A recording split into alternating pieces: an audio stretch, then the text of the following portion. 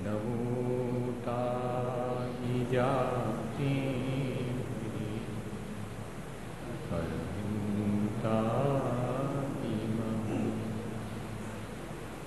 जो विद्यादि सागर सुधी जो विद्यादि सागर सुधी गुरु हैं हितैषी शुद्धात्म में निरत नित्य हितोपदेशी वे पाप ग्रीष्म ऋतु में जल हैं सयाने पूजून हैं सतत केवल ज्ञान पाने पूजून के सतत केवल ज्ञान पाने। बोले भगवान महावीर स्वामी के, आचार्य कुंद कुंद स्वामी के, आचार्य गुरुवर विद्यासागर मुनि महाराज।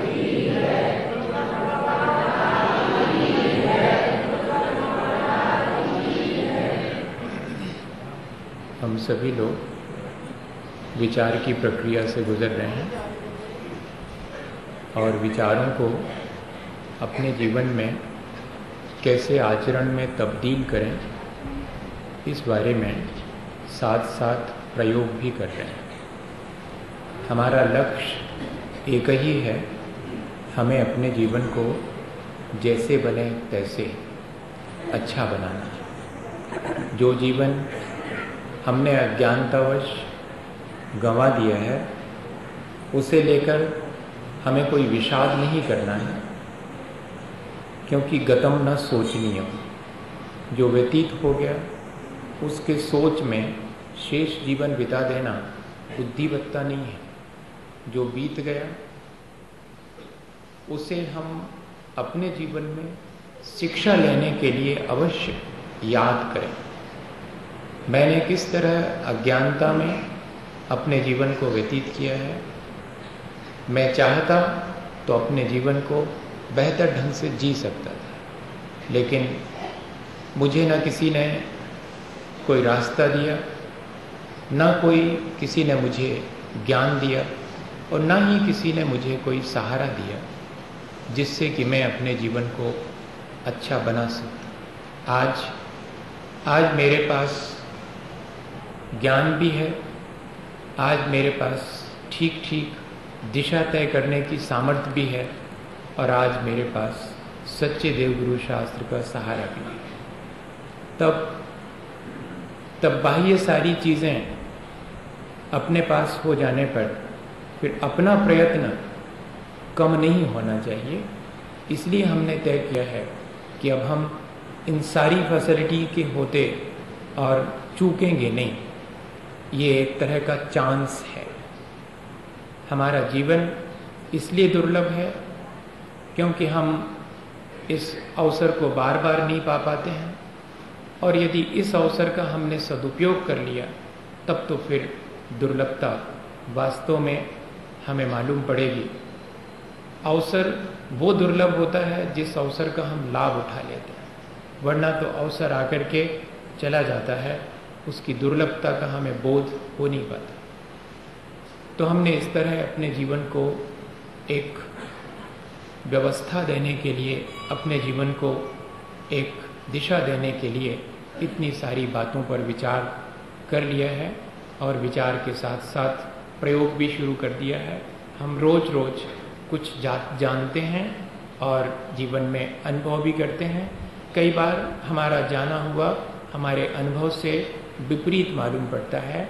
हम दोनों के बीच में एक सामंजस्य ढूंढने की कोशिश भी करते हैं कि इधर जो मैंने जाना है कि ये सारी चीज़ें जो मुझे दिखाई देती हैं वे एक न एक दिन अपनी बारी आने पर नष्ट हो जाएंगी, चाहे वो वस्तु हो या कि वो व्यक्ति हो। व्यक्ति अपनी बारी आने पर मरण को प्राप्त होता है, ठीक इसी तरह से वस्तु भी समय पाकर के जीर्ण शीर्ण होकर के नष्ट हो जाती है। दोनों ही यहाँ पर शाश्वत नहीं है, ये मैंने जानकारी अभी तक हासिल की है, लेकिन मेरे जीवन में अनुभव तो कुछ और ही है। मैं अपने उस अनुभव से देखता हूँ कि रहते तो बहुत दिन तक हैं, बहुत सारे लोग हैं और बहुत सारी चीज़ें हैं। हम तो देख रहे हैं कि हमारे पिताजी ने जो चीज़ खरीदी थी वो आज भी उस कोने में पड़ी हुई है, कहाँ नष्ट हुई है। और भी हमने बहुत सी चीज़ें अपने जीवन में खरीदी थी। जब हम 10 बरस के थे, 12 बरस के थे, तो हमने कुछ चीज़ें खरीदी थी। आज हम 50-60 साल के हो गए, वो ज्यों की त्यों रखी हुई हैं। हमारा अनुभव तो ये कहता है कि ये चीज़ें तो ज्यों की त्यों रखी रहती हैं, शाश्वत हैं। तब फिर हमारे ज्ञान और हमारे अनुभव में तो बहुत बड़ी खाई पड़ गई। तब तो हम बहुत मुश्किल में पड़ गए। और ऐसी ही मुश्किल हमारे जीवन में बहुत है।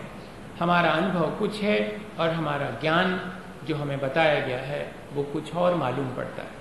हम दोनों के बीच कोई सामंजस्य नहीं खोज पाते हैं। आज हम ये प्रक्रिया रोज रोज, जिसको हमने अनुप्रेक्षा कहा है, जिसको हमने भावना कहा है, अंडरस्टैंडिंग कम विजुअलाइजेशन, हम जानने के साथ साथ अनुभूति को टैली करके दोनों को एक साथ देख रहे हैं। इस प्रक्रिया को बहुत खुली आंख से, बहुत खुले मन से देखना पड़ेगा। ठीक है, वो जो चीज़ मेरे पिता ने लाकर रखी थी वो ज्यों की त्यों रखी हुई है, उसकी अपनी एक सीमा तो है। ऐसा तो नहीं है कि वो चीज़ कभी नष्ट नहीं होगी। ये बात अलग है कि वो 50-60 साल या कि मेरे जाने के बाद मेरे बेटे के पास भी ज्यों की त्यों बनी रहे। लेकिन इसके मायने में ऐसा निर्णय कैसे ले सकता हूँ कि ये चीज़ हमेशा इसी रूप में बनी रहेगी। चीज़ तो बनी रहेगी लेकिन उसके रूप बदल सकते हैं। हमारे जीवन में भले ही हमारे अनुभव में ये बात बहुत कम आती है चीज़ों को लेकर के और व्यक्ति को लेकर के, लेकिन हम अगर अपने इस अनुभव को और अधिक थोड़ा सा और अधिक ब्रॉड बनाएं, थोड़ा सा और अधिक आगे बढ़ कर के देखें, तो हम देखते हैं कि हमारे देखते देखते कई चीज़ें नष्ट भी होती हैं, कई व्यक्ति भी मृत्यु को प्राप्त हो जाते हैं। तब फिर ये बात भी सही है कि यहाँ सब कुछ क्षणभंगुर है, और ये बात भी सही है कि यहाँ पर कुछ है जो कि शाश्वत है। मुझे उस क्षणभंगुर के पीछे जो शाश्वत है वह भी देखना है, और उस क्षणभंगुर को शाश्वत मानने वाले भ्रम से भी बचना है। एक चीज कल मैं भूल गया आपसे कहना, क्षणभंगुर हर चीज है। ये बात हमारे मन को बहुत दुविधा में डालती है। जब सारी चीजें क्षणभंगुर हैं तो क्यों संभालूं? और क्षणभंगुर हैं ऐसा विचार करने से मुझे होने वाला क्या है? एक दिन सबको मर जाना है अपनी अपनी बार, इससे मैं क्या मैसेज लूं? तो इन तीनों चीजों पर विचार करने पर हमें मैसेज एक ही लेना चाहिए कि चीजें क्षणभंगुर हैं। इसके मायने ये नहीं है कि मैं उन्हें नहीं संभालूं। चीजें क्षणभंगुर हैं, इसके मायने ये नहीं है कि मैं उन्हें संभालने में अपनी सांसें भी गंवा दूं। बड़ा मुश्किल हो गया दोनों चीजें। एक तरफ चीजें क्षणभंगुर हैं तो मैं संभालूं नहीं, और अगर संभालता हूं तो आप कहते हैं कि संभालने से क्या होगा, वे तो नष्ट ही हो जाएंगे। नहीं भैया, दोनों चीजों को एक साथ समझना पड़े। क्षणभंगुरता का बोध मेरे भ्रम को तोड़ता है, और उसके पीछे जो शाश्वत है उसकी तरफ देखने की दिशा भी देता है। क्योंकि मैं अपने जीवन में अनुभव करता हूं कि जो चीजें क्षणभंगुर हैं वे पर्याय की अपेक्षा से क्षणभंगुर हैं, लेकिन वे द्रव्य की अपेक्षा से क्षणभंगुर नहीं, वे शाश्वत हैं। और मेरी अपनी पूरी की पूरी बुद्धि या कि मेरा पूरा का पूरा अनुभव इन पर्यायों का है जो कि नाशवान है। मैं उस शाश्वत द्रव्य को नहीं देख पाता हूं, इसलिए आचार्य भगवंतों ने अनित्यता का बोध कराया है। उसकी जगह पर वो कह सकते थे कि आत्मा शाश्वत है, उसका बोध कर लो।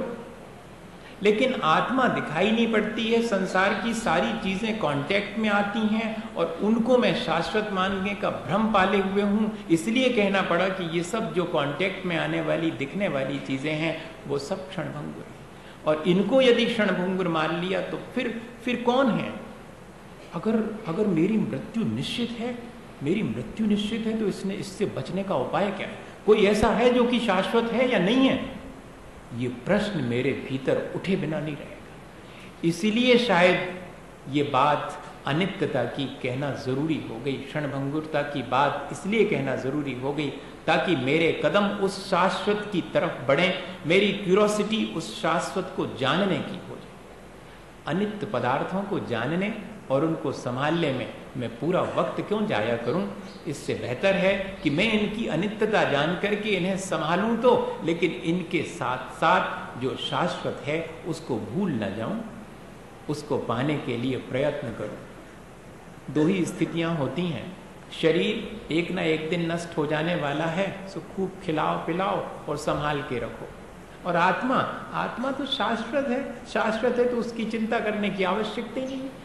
एक कॉमन आदमी का यही सोच होगा, और इसीलिए जो अनात्मवादी जितने भी दर्शन हैं वो कहते हैं कि आत्मा शाश्वत है। आप खुद ही कहते हैं तो उसकी चिंता करने की क्या आवश्यकता? चिंता तो उसकी करना चाहिए जो क्षणभंगुर है, बचाओ उसको, नहीं तो क्या वो अब नहीं मिलने वाला फिर दूसरी बार। आप ही खुद कहते हैं कि मनुष्य का शरीर भी दूसरी बार नहीं मिलेगा, इसलिए ऋणम कृत्वा घृतम पिबेत भस्मीभूतस्य देहस्य पुनरागमो कुतः। जब ये एक दिन नष्ट हो जाने वाला है तो इसको अच्छा खिलाओ पिलाओ, बढ़िया सजाओ, संभाल करो इसकी। एक कॉन्सेप्ट चूंकि ये है, उस कॉन्सेप्ट के पीछे कहीं कोई शाश्वतता का बोध नहीं है, इसलिए हमें अनित्यता और क्षणभंगुरता का बोध कराने के साथ साथ उस शाश्वतता की तरफ हमारे कदम बढ़े, ये भावना रखी गई। क्यों अनित्यता की भावना रखी? क्यों नहीं नित्य भावना रख दी? अनित्य भावना की जगह पर नित्य भावना रख देते? नहीं, क्योंकि नित्यता दिखाई नहीं पड़ती, अनित्यता शीघ्र दिखाई पड़ती है। सामने सामने मृत्यु दिखाई पड़ती है, सामने सामने चीजों का नष्ट होना दिखाई पड़ता है, तो हमारे भीतर बोध जागृत होने में वक्त नहीं लगता है। हम बहुत जल्दी उन चीज़ों से बहुत जल्दी शिक्षा ले लेते हैं और शाश्वत की खोज में निकल जाते हैं। दो चीज़ें सीखनी हमने अनित्य भावना से कि अनित्यता को जान करके उसमें इंडल्ज नहीं होना और धीरे से शाश्वत की खोज में निकल जाना। अनित्य रूपरेक्षा हमें नित्यता की खोज की प्रेरणा देती है और जो चीज़ें अनित्य हैं उनमें गाफिल नहीं होने की शिक्षा देती है। आज हम थोड़ा सा और आगे काम करेंगे, थोड़ा और आगे बढ़ेंगे। ठीक है, मरना सबको एक दिन, अपनी अपनी बार, ठीक है, मरना तो है सबको एक दिन, लेकिन हम ढूंढ लेंगे कोई बचाने वाला। हाँ, आप क्या समझ रहे थे? हम ढूंढ लेंगे। तब अगर आपके मन में ये भाव आ जाए कि अब हम ढूंढेंगे कोई बचाने वाला, कोई सहारा, किसी छोटे से छोटे गांव में या किसी बड़े से बड़े शहर में अपना घर छोड़ के हम जाते हैं तो एक ही चीज मन के भीतर रहती है, कोई वहां अपना मिलेगा कि नहीं। ये हरेक के मन में रहता है, वहां कोई अपना होगा, नहीं होगा तो अपन अपना बना लेंगे। क्यों? जरूरी है अपने संभालने के लिए, सहारे के लिए, ये जानते हुए भी कि सारे संयोग क्षणभंगुर हैं, लेकिन उन संयोगों में हम शरण ढूंढते हैं, उन संयोगों में हम सहारा ढूंढते हैं। आज हम ये भी देख लें कि जो हम सहारा ढूंढ रहे हैं मृत्यु से बचने का या उस अनित्यता से बचने का, क्या वो सहारा ठीक है? बस इतनी ही बात। उधर कह रहे हैं कि मरना सबको एक दिन, अपनी अपनी बार, और थोड़ा आगे बढ़ते हैं तो दलबल देवी देवता मात पिता परिवार, मरती वीरियां जीव को कोई न राखना। उधर मरना अपनी अपनी बार और कोई न राखन हार। दो मुश्किलें, बहुत मर्म भेदी सच्चाई है ये। एक तरफ तो मृत्यु की अनिवार्यता है, मृत्यु की अनिवार्यता से उतना भय नहीं होता है क्योंकि बचाने वाला कोई है, लेकिन जिस दिन ये मालूम पड़ता है कि बचाने वाला भी कोई नहीं है, फिर देखिएगा क्या क्या दिल के ऊपर गुजरती है। एक तो मृत्यु अनिवार्य और बचाने वाला कोई नहीं, इतनी मुश्किल, ऐसा है ये जीवन। एक क्षण के लिए तो मन सब चीजों से विमुख हो जाता है कि क्या धरा है यहां पर, किसके लिए क्या करना। मैंने तो सोचा था कि मरना पड़ेगा, कोई दिक्कत नहीं है, जब तक जीऊंगा तब तक तो बहुत लोग हैं मेरा सहारा देने वाले, लेकिन आज तो ये भी मालूम पड़ गया कि कोई नहीं बचा सकता।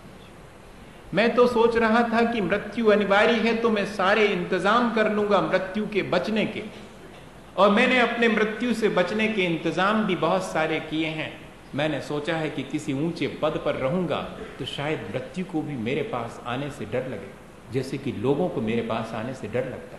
तो मैं बहुत बड़े पद और प्रतिष्ठा पाने के लिए लालायत हो गया कि शायद पद और प्रतिष्ठा मुझे सहारा देगी, मुझे मृत्यु से बचा लेगी। फिर मैंने सोचा कि नहीं, ऐसे कैसे, मेरे पास बहुत सारे पैसे और धन होगा, मैं एक बहुत बढ़िया महल बनाऊंगा जिसमें कि मैं सारे दरवाजे बंद करके सोऊंगा, रात बिरात मृत्यु घुस ही नहीं पाएगी, जैसे लोग नहीं घुस पाएंगे ऐसे। तो मैंने धन पैसा इकट्ठा करना शुरू किया कि शायद इसकी वजह से मेरी मौत टल जाएगी, क्योंकि बड़े लोगों के लिए हमने देर से मरते देखा, गरीब शरीफ मर जाते होंगे, राजा महाराजा थोड़ी मरते होंगे। मैं राजा महाराजा बनूंगा, बहुत बड़ा पद प्रतिष्ठा वैभव। फिर मैंने सोचा कि नहीं, ये भी अगर मुझे नहीं बचा पाएंगे तो वो जो एक उधर मजार बनी हुई है उस पर चादर चढ़ाऊंगा, वो जो एक मंदिर बना हुआ है उसमें दीपक जलाऊंगा, वो जो एक मंदिर बना है उसका प्रसाद खाऊंगा, वो जो देवी देवता हैं उनके पास जाकर के और प्रणाम करूंगा, उनसे प्रार्थना करूंगा, अपने जीवन की प्रार्थना करूंगा। ये सब बताते हैं कि बहुत शक्तिशाली हैं ये सब, इनके सामने दीप जलाएं, इन पर चादर चढ़ाएं और इनके सामने माथा टेकें, इनके सामने प्रार्थना करें तो शायद ये सबसे शक्तिशाली हैं, ये मुझे बचा लेंगे। तो फिर मैंने ये सब भी करना शुरू किया, धन वैभव पद प्रतिष्ठा मंत्र तंत्र देवी देवता सब मैंने काय के लिए जोड़ करके रखे हैं, अपने बचा लेने के लिए, और कोई कारण नहीं था इनके जोड़ने, मैं बचा रहूं इसके लिए सारे इंतजाम मैंने एक बार नहीं कई बार करके देखे हैं, लेकिन मेरे ये सारे इंतजाम फेल हो जाते। ये भी मैंने अपने जीवन में अनुभव किया, और इतना बड़ा अनुभव करने के बाद भी मैं इस जीवन को कैसे जीऊं ये तय नहीं कर पाता। बस इतना ही है, ये वास्तविकता मुझे मालूम पड़ने के बाद अब मुझे अपने जीवन का क्या स्टाइल बनाना है। ऐसा नहीं है कि जीवन से विमुख हो जाना है, ऐसा नहीं है कि मरण को स्वीकार कर लेना है कि मरण की अनिवार्यता है और बचाने वाला कोई नहीं है तो आज ही मर जाता हूं, ऐसा नहीं। ना ऐसा है कि हम सारे संसार से विमुख हो जाएं, नहीं, सिर्फ किस तरह जिएं इस संसार में अलिप्त होकर के जिएं। अशरण हमें स्वावलंबन देता है। अभी तक तो हम इससे उससे सहारा पाकर के और गाफिल हो जाते थे कि ये मुझे बचा लेंगे, लेकिन आज मेरी आंख खुल गई, मुझे अनुभव हो गया कि जब मेरा मरना अनिवार्य है और बचाने वाला कोई नहीं, बचाने वाला कोई होता तो उससे मर्सी अपील कर लेते कि बाबा जब मरने की मेरी बारी आए तो तुम हो, तुम्हारी जिम्मेदारी है, तुम बचा लोगे। लेकिन उसने भी हाथ ऊंचे कर दिए, खड़े कर दिए कि बचा नहीं पाऊंगा, तुम्हारा प्रिय हूं फिर भी। पिता का बेटा भी अपने पिता की मृत्यु में असहाय और हाथ बांधे सिर झुकाए खड़ा रहता है, सिर्फ इस बात का इंतजार करता है कि किस क्षण सांस निकलेगी और 13 दिन की जो प्रक्रिया है वो मुझे करनी है। इस बात का इंतजार है और किसी चीज का इंतजार नहीं। इस बात का इंतजार नहीं है कि कोई आएगा और इनमें सांसें डाल देगा, या कि मैं ही इनका बेटा हूं 2 सांसें इनमें डाल दूंगा। आज तक किसी ने ऐसा देखा नहीं होगा, किसी का अनुभव है इस बात का। कितना भी सगा क्यों ना हो, पराये का तो छोड़, कितना भी सगा क्यों ना हो, क्या वो हमें मरने से बचा सकता है, 2 सांसें दे सकता है? उसकी लिमिटेशन है, उससे कोई शिकायत नहीं है, न शिकायत करना। अशरण भावना शिकायत करने के लिए नहीं है और शरण खोजने के लिए है, और वास्तविक शरण खोजने के लिए है। ये सारी चीजें जो मैंने जिनको मैंने शरण मान करके अपने चारों तरफ जोड़ के रखा है, वे शरण नहीं है, इस बात का अनुभव हो जाओ। सहारा तो मुझे चाहिए है, बिना सहारे के तो मेरा जीवन नहीं चलेगा, लेकिन मैं धोखे में हूं। जिन चीजों को अपना सहारा मानता हूं वे चीजें मेरा सहारा कहां तक दे सकती हैं। एक लिमिट है। कमला चलत न पैण जाए मरघट तक परी, एक लिमिट है। इसके बाद किसी की भी नहीं चलेगी, मेरे बेटे की भी नहीं चलेगी। वो बहुत आज्ञाकारी है, मेरा बेटा पूरे जीवन मेरी आज्ञा मानता रहा है, लेकिन आखिरी में मैं उसे आज्ञा दूं कि तू अपनी सांसें मुझे दे दे, तो वो मेरी इस आज्ञा को नहीं मान सकता। मुझे उससे कोई शिकायत भी नहीं होनी चाहिए कि मेरी आज्ञा को नहीं मानी है, मुझे क्यों नहीं अपना जीवन दे दिया। नहीं दिया जा सकता, क्योंकि कोई यहां पर बचा नहीं सकता। ये बात मेरे मन में बहुत गहराई में आनी चाहिए। अभी तो बहुत ऊपर ऊपर हम जान रहे हैं, लेकिन ये हमारे मन में सुबह शाम जब हम शांति से बैठें और इस बात पे विचार करें, तो भीतर से ये बात उठनी चाहिए। ये मर्म भेदी सच्चाई है, मन को बहुत पीड़ा देने वाली सच्चाई है। मन डगमगा जाएगा अगर वास्तव में इस बात को, अभी तो विचार कर रहे हैं तो कोई विशेष फर्क नहीं पड़ रहा, थोड़ा बहुत फर्क पड़ेगा, क्योंकि सब बैठे हैं और सबको देख रहे हैं तो बड़ा सहारा लगता है। और जब कोई अकेला बैठा हो और जब इस तरह का विचार करे, तो एक बार तो दरवाजा खोल करके बाहर जाकर के और आवाज देगा बहुत जोर से कि कोई है। आप अनुभव करके देखना इस चीज को, बहुत संभल करके किसी कमरे में अपने आप को बंद करके फिर इस बात का विचार करना, खतरा बहुत है। इतना एकाकीपन का अनुभव होता है, इतने अशरण का अनुभव होता है कि लगता है कि कोई भी नहीं, मेरा यहां कोई नहीं। और ये चीज बहुत पीड़ादायक होती है। हमें इससे ऊपर उठना है। मेरा यहां कोई नहीं है, ये बात मैं बहुत मजे से कह सकूं। ये विद्या सीख लेनी। अभी ये विद्या वाणी में तो है, लेकिन जीवन में नहीं है। मेरा कोई नहीं है यानी पूरी रिस्पॉन्सिबिलिटी मेरी है, बस बात खत्म हो गई।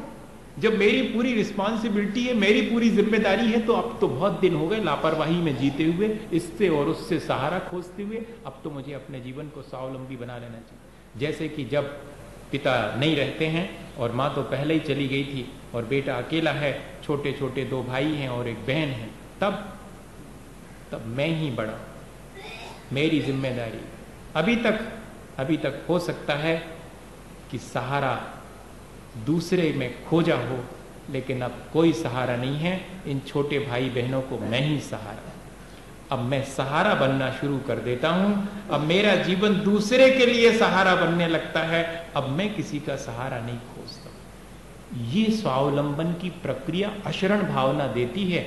अकेले ये लाइनें दोहरा लेने से नहीं होगा कि दल बल देवी देवता माता पिता परिवार, मरती वीरिया जीव को कोई न रखे। नहीं, अगर ये सच्चाई है तो इस सच्चाई को मुझे अपने जीवन में जीने के लिए स्वयं को स्वावलंबी बना लेना पड़ेगा। सिकंदर आखिरी समय सारे वैद्य, हकीम और डॉक्टर्स के बीच एक ही बात कहता था कि आधे घंटे और कोई मुझे सांसें दे दे, बस समुद्र पार करके माँ आती होगी, मैं आखिरी समय सिर्फ उसे देखना चाहता हूँ। और कहते हैं कि वो माँ के आखिरी समय भी दर्शन नहीं कर पाया, जिसने उसे पाल पोस के बड़ा किया। सारे वैद्य, हकीम, सारा साम्राज्य जो उसने जोड़ा था वो भी उसे नहीं बचा सका। और तब आखिरी में उसे अपने दोनों हाथ बाहर अर्थी से निकालने के लिए कहना पड़ा, क्योंकि सच्चाई उसके सामने खड़ी हुई है। और यही कहा था उसने कि बाकी लोग देख लें कि सब कुछ जोड़ लेने के बाद भी मैं खाली हाथ जाता। यहाँ संसार में मैंने सब चीजों में शरण खोजी, लेकिन कोई शरण नहीं है। अब जरा सा विचार करना पड़े। मैं तो बिना शरण के अपने को बहुत असहाय महसूस करता हूँ, बिना सहारे के तो मैं चल ही नहीं सकता हूँ। तब आचार्य भगवंतों ने शरण के लिए जरा सा विचार करने की बात कही है। एक गाथा अपन पढ़ेंगे 510 नंबर की, और हम देखेंगे कि आचार्य भगवंतों ने पहले हमें इतना असहाय घोषित करके इस संसार में हमारे सारे सहारों की वास्तविकता बता के, यानी ये कहो कि सारे सहारे हमारे छीन करके और हमें बिल्कुल ऐसे अकेले कर दिया। तब क्या कुछ वो शरण किसी की बता रहे हैं या नहीं बता रहे? अगर वो शरण बताते हैं तो अब मुझे उसे ही शरण मानना चाहिए, क्योंकि अभी तक मैं जिसे शरण मानता था, जिसे सहारा मानता था, उसकी वास्तविकता मुझे मालूम पड़ गई। ऐसा नहीं है कि वो शरण मैं उससे द्वेष करूं। ये नहीं सिखाया जा रहा है कि कल तक जिनको अपना मानते थे आज मालूम पड़ गया कि वे सहारा नहीं दे पाएंगे तो उनको पराया मान के उनसे शत्रुता मोल ले लो। ये नहीं सिखाया जा रहा। उनकी लिमिटेशंस और उनकी मर्यादाएं पहचान लें हम कि वास्तव में जिनमें मैं सहारा खोजता हूं वे भी अनित्य हैं, वे भी अशरण हैं, वे भी किसी और के सहारा खोजने में लगे हुए हैं, वे भी अपनी अपनी बार उनका भी मरण हो जाएगा। मैंने व्यर्थ ही उनमें शरण खोजी थी, वे शरण है ही नहीं। ना मुझे उनसे शिकायत करनी है, ना मुझे उनसे अपेक्षा रखनी है। अभी तक मैं उनमें शरण मानता था तो अपेक्षा थी मुझे, और अब जब मैं उनमें शरण नहीं मान रहा हूं तो शिकायत करूं? नहीं, शिकायत भी नहीं। अपेक्षा और उपेक्षा दोनों से पार वो स्थिति है आशरण। उनकी उपेक्षा भी नहीं करना कि अब तुम कोई काम के नहीं। ऐसा तो दुनिया करती है, जब तक अपना काम निकल रहा था जब तक ठीक है, अब काम नहीं निकलेगा तो छोड़ देंगे। नहीं, ऐसा नहीं। अब अपेक्षा पहले रखते थे, अब अपेक्षा नहीं रखेंगे, और अपेक्षा पूरी नहीं होने पर उपेक्षा कर देते थे, अब वो भी नहीं करेंगे। हमने वास्तविकता जान ली है। ये आचरण है, इनकी अपनी लिमिट है, इनकी अपनी सीमाएं हैं। बेटे की सीमाएं हैं कि वो सिर्फ आखिरी समय डॉक्टर को बुला करके औषधि करा सकता है, सांस नहीं दे सकता। ये उसकी लिमिटेशन है। इसलिए मुझे इससे ज्यादा उससे अपेक्षा नहीं रखना चाहिए। इवन वो डॉक्टर को बुला देगा और मेरी औषधि करवा देगा, ये भी मुझे अपेक्षा नहीं रखनी चाहिए, क्योंकि वह सब चीजें भी मुझे बचा नहीं पाएंगी। यदि मेरा मरण का समय पूरा हो गया है तब फिर मुझे उसे स्वीकार कर लेना चाहिए। मुझे सहारा नहीं खोजना चाहिए, बल्कि आगे की यात्रा की तैयारी करनी चाहिए। इतना ही। अब वो आगे की यात्रा की तैयारी, वो जो शरण है वो कौन सी है, इस अशरण भावना के साथ साथ उस शरण की भी बात करनी आवश्यक है। संगम परिजानामि सल्लम्प्य उद्धरामिति विहेनम गुत्तीयो समीयो मध्यम ताणम च शरणम च। मैं संग शल्य त्रयको त्रययोग द्वारा हूँ हेय जान तजता जड़ के विकारा। मेरे लिए शरण त्राण प्रमाण प्यारी हैं गुप्तियां समितियां भव दुख हारी। चार ही मेरे लिए शरण हैं, बाकी और कोई शरण नहीं है। और उन चार लोगों ने भी अपने को शरणभूत जिनके द्वारा बनाया है वो धर्म मेरे लिए शरणभूत है, पंच परमेष्ठी मेरे लिए शरणभूत हैं, और धर्म मेरे लिए शरणभूत है। इस संसार में और कोई शरणभूत नहीं, क्योंकि बाकी सब एक ना एक दिन नष्ट हो जाने वाले हैं। धर्म शाश्वत है, वो हमेशा रहता है, और मैं उसे अपने जीवन में अपने साथ लेकर के जा सकता हूं। मैं अपने बेटे को, मैं अपने परिवार को, मैं अपने धन पैसे को अपने साथ नहीं ले जा सकता, ना ये मुझे जाने से रोक सकते हैं, बचा सकते हैं। मैं अपने साथ ले जा सकता हूं अपने आत्म धर्म को, मैं ले जा सकता हूं पंच परमेष्ठी के प्रति अपनी श्रद्धा। और पंच परमेष्ठी के प्रति अपनी श्रद्धा और धर्म की शरण, ये मुझे, ये पूरा जो संसार जो कि अशरण है उससे मुझे बड़ी राहत देते हैं। शरण के मायने क्या है? शरण के मायने सीधा अर्थ तो है कि बचाने वाला। तो क्या ये जो मैं शरण मान रहा हूं पंच परमेष्ठी और धर्म को, क्या ये मृत्यु आने पर मुझे बचा लेंगे? आप तो कह रहे हैं कि ये शरण है, तो क्या ये मुझे बचा लेंगे मृत्यु से? नहीं, मृत्यु से ये भी मुझे नहीं बचाएंगे। ना मुझे धर्म मृत्यु से बचा सकता है, ना मुझे पंच परमेष्ठी मृत्यु से बचा सकते हैं। तो किस बात से मुझे आप ये कह रहे हैं कि ये शरण है? ये इसलिए शरण है कि ये मुझे मृत्यु के भय से बचा लेते हैं, ये मुझे वियोग की पीड़ा से बचा लेते हैं। ये बचाना ही सबसे बड़ी शरण है।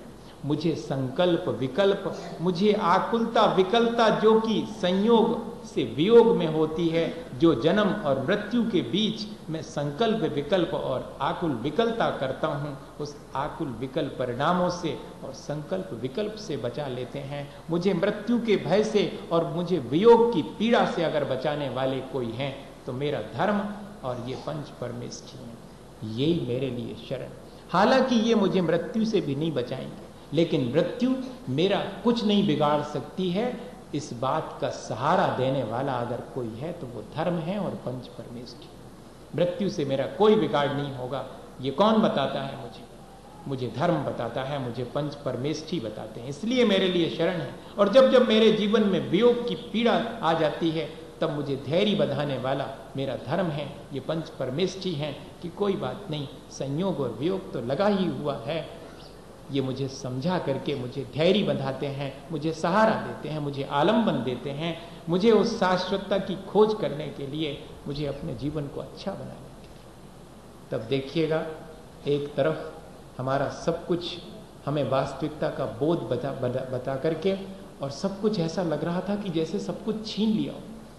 मैंने धन पैसा यश वैभव सब कुछ इकट्ठा किया और आपने एक क्षण में उसकी वास्तविकता बता करके मेरे से सब छीन लिया। मैंने मंत्र तंत्र सिद्ध किए, मैंने बहुत सारी विद्याएं प्राप्त की, मैंने बहुत सारे देवी देवताओं की आराधना करी, आपने एक क्षण में उनकी वास्तविकता बता करके मुझे असहाय कर दिया। अब कोई शरण तो दो। तब फिर शरण भी बता दी कि गुप्तियां और समितियां यही शरण है, और गुप्तियां और समितियां कौन पालन करता है? वो तो महामुनि ही। इसलिए मोक्ष मार्ग पर चलने वाले गुरु और मोक्ष मार्ग पर चल करके अपने जीवन को पवित्र बनाने वाली निर्मल आत्माएं, अरहंत और सिद्ध, इस तरह पांचों परमेष्ठी और धर्म, यही मेरे लिए संसार में सहारा है, मुझे बचा लेने वाला है। इसके पहले कि मैं मरण को प्राप्त हूं, इनका सहारा लेकर के अपने जीवन को संभाल लूं। इतना ही मैसेज है अशरण भावना का। अशरण भावना का ये मैसेज नहीं है कि यहां कोई शरण नहीं है इसलिए सबको धक्का देके घर से बाहर निकाल दो, को घुमाव नहीं है, हमने सब देख लो, सब समझ लो। आज अच्छी प्रवचन भाई और महाराज ने बताई कि को अपनों नहीं है, सबको छोड़ो छाड़ो, अपने चलो। ये मैसेज है। मैसेज ये है कि इन सब के बीच जबकि मुझे मालूम पड़ गया है कि ये सहारा नहीं दे सकते, तो मैं इनसे अपेक्षा क्यों रखूं? मैं कितनी अपेक्षा रखता हूं, जिनको मैं अपना मानता हूं उनसे कितनी अपेक्षा रखता हूं, और मेरी अपेक्षाएं पूरी नहीं होने पर मैं उनसे घृणा करने लगता हूं। अब ना मैं उनसे कोई अपेक्षा रखूंगा, ना मेरे अंदर कोई घृणा आएगी, ना मेरे अंदर उनके प्रति कोई गाफिलता आएगी। मैं उनके साथ जब तक जीऊंगा प्रेम से जीऊंगा। ठीक इसी तरह जैसे कि कोई ट्रेन में 2 दिन के लिए साथ हो जाता है, बड़ा सहारा लगता है कि कोई तो है 2 बातें बोलने के लिए, लेकिन उसके साथ साथ ये भी वास्तविकता मालूम रहती है कि उसका स्टेशन आता ही होगा और वो नीचे उतर जाएगा। जब उससे नीचे उतर जाना है 2 स्टेशन के बाद, तब क्यों हम अपनी बोली बिगाड़ें, क्यों हम उससे घृणा करें, क्यों द्वेष करें? उतनी देर और उसके साथ प्यार के साथ जी लें, उसके साथ रह लें, और उससे कोई अपेक्षा नहीं। जितना हम अपेक्षा शून्य प्रेम करेंगे उतनी ही निश्चिंतता और उतना ही आनंद आएगा। आशरण अनुप्रेक्षा हमें निस्वार्थ प्रेम सिखाती है। अभी तक तो हम उसमें सहारा मान करके अपना स्वार्थ साधते थे, आज हमें मालूम पड़ गया कि उसमें सहारा है नहीं। अब मैं अगर करूं तो उससे निस्वार्थ प्रीति करूं और अपने मार्ग पर चलता जाऊं। मेरी वास्तविक प्रीति तो मेरे लिए जो शरणभूत धर्म है और पंच परमेष्ठी हैं उन्हीं में होनी चाहिए। और इससे पहले कि मेरे जीवन का समापन हो, मुझे अपने जीवन को इनकी शरण के माध्यम से अच्छा बना लेना चाहिए। हताश नहीं होना चाहिए, संसार को अशरण जान करके हताश नहीं होना। मेरे लिए इस संसार में कोई शरण है, ये बात ध्यान में बना करके और अपने जीवन को व्यतीत करना। एक कलाकार था, बस, और बात अपनी पूरी कर दूं, समय भी हो गया। घटना बहुत पुरानी है और सच्ची घटना है। बहुत बड़ा कलाकार था और उस कलाकार के जीवन में ये हुआ कि एक दिन वो घर से बाहर निकला तो जो उसका बहुत प्रिय व्यक्ति था उसका एक्सीडेंट हो गया, उसके दोनों हाथ नहीं रहे। बहुत दुखी हुआ कलाकार, लेकिन इतने में ही अंत नहीं था। उसे मालूम पड़ा कि उसके एक और दूसरे मित्र के एक्सीडेंट में दोनों पैर नहीं रहे। इतने में ही शायद पूरा नहीं होना था, उसे मालूम पड़ा कि उसके अत्यंत प्रिय व्यक्ति की दोनों आंखें भी खो गई। कितना मर्म भेदी उसके जीवन में वाकया हुआ। तीन घटनाएं एक साथ, एक के हाथ, एक के पैर और एक की आंखें सब चली गई। ये वास्तविकता तो थी, लेकिन ये वास्तविकता उसके मन को इतनी गहरी चोट पहुंचा के गई कि उसे सारी दुनिया बेमानी मालूम पड़ने लगी और उसने विड्रॉ कर दिया। हम सब भी ऐसा कई बार कर चुके हैं। अपने प्रियजनों की पीड़ा में हम अपना संसार स्थगित कर देते हैं थोड़ी देर के लिए। हमें लगता है कि सब कुछ व्यर्थ है। मुझे याद है अभी तक वो घटना जब पिता की मां नहीं रही थी, मेरी दादी, और वे जीवन भर अपने हाथ में सोने की चूड़ियां पहने रहीं। उन्होंने अपने जीवन साथी के मर जाने के बाद भी सोने की चूड़ियां नहीं उतारी थी। और पिता ने सुनाया था घर आकर के कि सोने के प्रति मेरे मन में बहुत लगाव था और उस दिन के बाद से मेरा सोने के प्रति लगाव नष्ट हो गया। कैसे नष्ट हुआ? जब अपनी मां को चिता पर सुला करके कफन तो खींच ही लिया था, और जब वे सोने की चूड़ियां उतारी थी तब सोने की चूड़ियां अपने हाथ में रखे लाए थे तो ऐसा अनुभव होता था जैसे कि अंगारे हाथ पे रखे। ये मां ने जीवन भर पहनी और इनको मैं उनकी मृत्यु पर उनसे छीन करके ले आया। इतना भी नहीं हुआ कि उन्हीं के साथ चले जाने देता, तब वो सोना व्यर्थ मालूम पड़ता था। जीवन में ऐसे अनुभव कई बार बहुत बड़ा मैसेज देके चले जाते हैं, लेकिन ये पॉजिटिव मैसेज लेना है कि नेगेटिव मैसेज लेना है, ये हमारे ऊपर निर्भर करता है। जब हम इस तरह अपने प्रियजनों को और नष्ट होते, जिनमें हमने शरण मानी थी, उनको नष्ट होते देखते हैं, तब फिर हम इतने बेसहारा होकर के इतने दीनहीन और दुखी हो जाते हैं, जैसा कि वो कलाकार हो गया और उसने अपनी कला से भी विमुख होकर के कोई भी चित्र बनाने से इनकार कर दिया। बस हाथ पर हाथ रखे शून्य में झांकते हुए हमेशा बस जीवन गुजारता था। ठीक से ना खाता था, ना पीता था, ना किसी से मिलता था। लोग कहते थे कि बनाओ, कुछ तो बनाओ मन लगाने के लिए। वो कहता था कि किसी भी दिन मेरे दोनों हाथ नष्ट हो जाएंगे, किसी भी दिन मेरे दोनों पैर टूट जाएंगे, किसी भी दिन मेरी दोनों आंखें चली जाएंगी। क्या मतलब है इस जीवन का? व्यर्थ है। अशरण भावना ये संदेश नहीं देती है। उसने आधा समझा था। कई वर्ष व्यतीत हो गए, जो गुरु उसके जंगल में चले गए थे और साधु हो गए थे, उन तक ये खबर पहुंची। वे आए, लोगों ने तो बहुत समझाया कि तुम नहीं मरोगे, तुम्हारे हाथ नहीं टूटेंगे, तुम्हारे पैर नहीं टूटेंगे, तुम्हारी आंख नहीं फूटेगी। लेकिन उसने कहा संभव ही नहीं, मेरी भी ये सब कुछ होगा। जब दूसरे का हो सकता, मेरे प्रियजनों का हो सकता, मेरे देखते देखते, तो मेरा भी होगा। और इसलिए जब मेरा होगा, इसलिए मैंने अब जीवन जीना ही स्थगित कर दिया। नहीं, ये आधा अधूरा सोच था। गुरु जी आए और उन्होंने कहा कि मैंने सुना है कि तुमने अब कोई भी चित्र बनाने से इनकार कर दिया। उसने कहा गुरु जी, किसी भी दिन मेरी दोनों आंखें चली जाएंगी, किसी भी दिन मेरे दोनों हाथ टूट जाएंगे, किसी दिन मेरे दोनों पैर टूट जाएंगे, क्या मतलब? उन्होंने कहा अरे तुम्हें ये मालूम पड़ गया, तुम्हें ये मालूम पड़ गया? तो उसने कहा हाँ मुझे मालूम पड़ गया। तो ये तो मैं तुम्हें बताना ही भूल गया, ये तो निश्चित है। उसने कहा आप ही पहले व्यक्ति हैं जो कह रहे हैं कि निश्चित है। लोग तो कह रहे हैं कि नहीं तुम्हारे साथ ऐसा कुछ नहीं होगा, पर आप कह रहे हैं कि हो सकता है। मैं भी तो ये कह रहा हूं। तो उन्होंने कहा मैं इसलिए कह रहा हूं कि इससे पहले कि तुम्हारी दोनों आंखें फूटें, दोनों हाथ टूटें और दोनों पैर बेकाम हो जाएं, इसके पहले तुम्हें कुछ ऐसा बना लेना चाहिए, कुछ ऐसा कर लेना चाहिए जिससे जीवन सार्थक हो जाए। अरे ये तो मुझे पता ही नहीं था किसी ने। मैं तो ये सोचता था कि जब ये सब चीज़ें नष्ट हो जाएंगी, जब मुझे इनमें कोई सहारा नहीं है, तब मुझे इनसे विड्रॉ कर लेना चाहिए। नहीं, इससे पहले कि ये सब मेरा साथ छोड़ें, ये सब चीज़ें नष्ट हों, मुझे इनके साथ का सदुपयोग कर लेना चाहिए।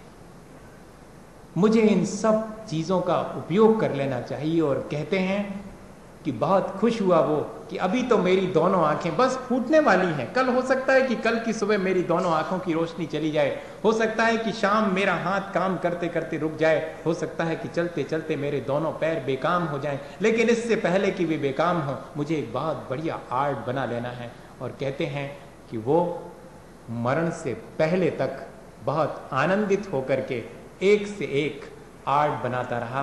अपने जीवन को उसने सार्थक कर लिया। हम अपने जीवन को ऐसा ही विचार करके और उसका सदुपयोग करके, इससे पहले कि मेरा सहारा छिने, इससे पहले कि मेरा मरण हो, मैं अपने जीवन को सार्थक करने के लिए धर्म और पंच परमेष्ठी की शरण लेकर के और अपने जीवन को सार्थक कर सकूं, इसी भावना के साथ बोलिए आचार्य गुरुवर विद्यासागर मुनि महाराज।